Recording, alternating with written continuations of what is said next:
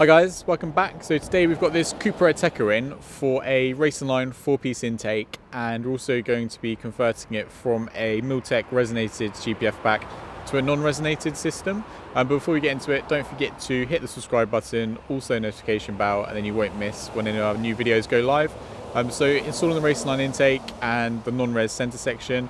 So if you're familiar with our channel, you've already seen this Cupra Ateca that came in a couple of months ago for APR Stage 1 ECU software and a Milltek GPF Back exhaust, but we installed the resonated system. So the customer wants a bit more exhaust sound, so we're going to replace the resonated center section with the non-res center from Milltek, and then to sort of like unleash a little bit more intake sound, a bit more power and torque as well, we're going to be installing the Racingline 4-piece intake. So we'll get the car in the workshop and we'll talk you through the parts. So we'll see you in a little bit.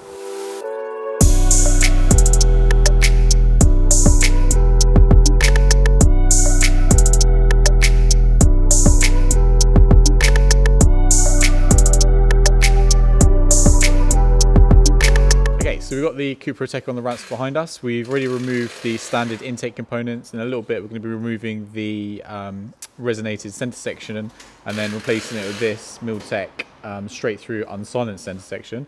So we're just going to talk you through the parts. So obviously installing the Racingline R600 intake, the intake hose, the turbo muffler delete, and then also the intake elbow as well. So starting off with the airbox in the intake. So the standard intake in front, at the very front of the vehicle, along the grille, so the fresh air intake actually is only open on one side.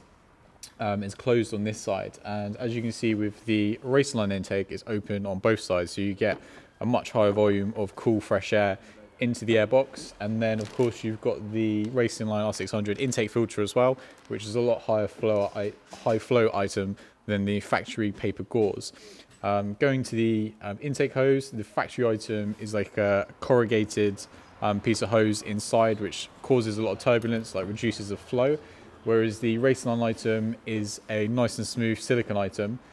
Looks a lot better, flows a little bit nicer as well, uninterrupted the airflow. Then also you've got the intake elbow, which is a massive performance differentiator. So going from the hose to the inlet of the turbo, the standard item has a restriction as it goes down to the turbo, whereas the Racingline item is much wider, so much more consistent from the top the whole way down to the turbo inlet. So again, it's more uninhibited flow. And then the turbo muffler delete, the standard item we keep on saying has got two chambers essentially. So the turbo basically discharges out of this way and then comes out this side. But the standard item has sort of like a slit in this side, and what happens is the air goes through into this chamber and dampens the noise quite a bit. And obviously if it's going into this chamber, then there's air that's not going straight the way through, so it's going to be interrupted, the flow is going to be a little bit less. So the Racingline item is a completely straight through item without the two chambers, so a little bit better flow there. And obviously with all of these items, you're going to be improving the sound of the intake, but also the horsepower and torque of the vehicle as well.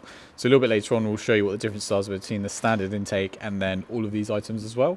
And then we've got the Milltek center silencer delete. So as we said earlier, this car's got a GPF back from Milltek. It's got the resonated center section, so it's got a center silencer in the middle.